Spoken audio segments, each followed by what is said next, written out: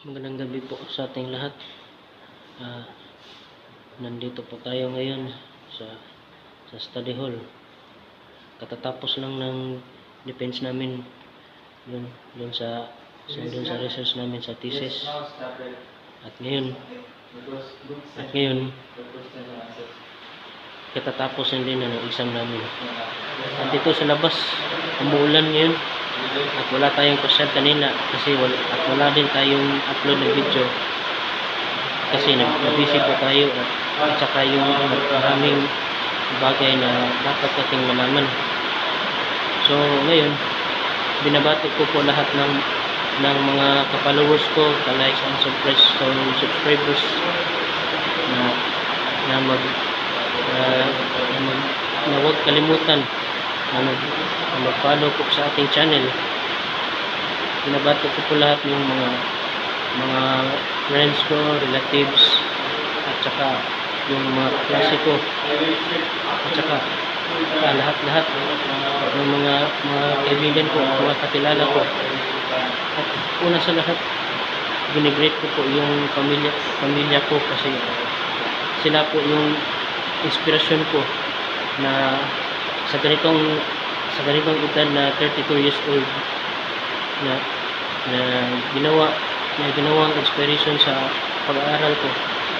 At imagine yun, nasa 32 years old, nakapag third year college na ako, at katatapos lang yung ng defense namin. At saka kayo rin, may pag-asa pa kayong umahon sa kahirapan ng buhay. At sana dapat yung ipanalangin kay Lord dahil hindi madali yun kasi marami pang process na pagdadaanin natin sa buhay. At siyempre magtrabaho rin tayo para maihahon natin ang pamilya natin sa kahirapan. So ngayon, i-grade ko po yung lahat ng mga kaklase ko. Ayan. Sa kanina nag-defense kami pero lahat ay pasado kami.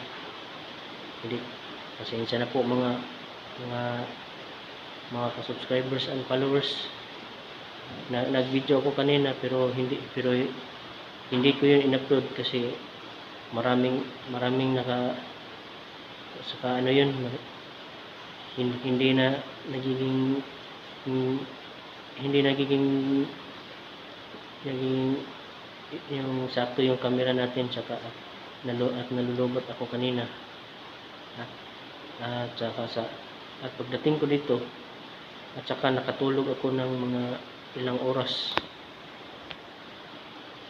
dito sa labas ng study hall dito sa Middle Tabor Hills. Malakas na ulan at medyo rin medyo malakas, medyo mahina, medyo may umuulan at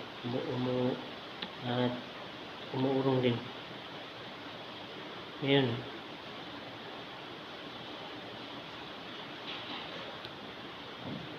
lahat sa mga friends ko, at sana huwag niyong kalimutan na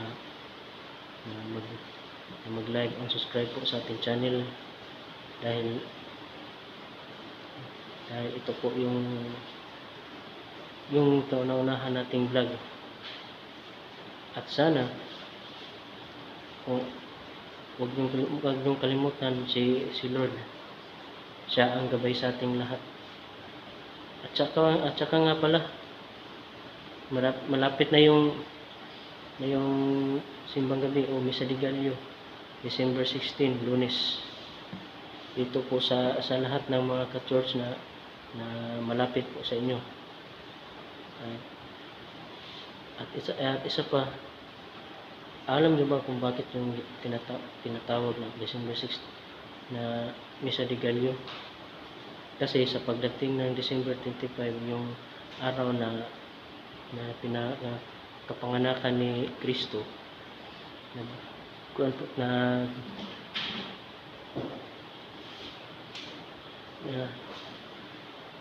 nag-celebrate po tayo sa araw ng Kapaskuhan. Hindi lang sa atin o dito rin sa buong mundo.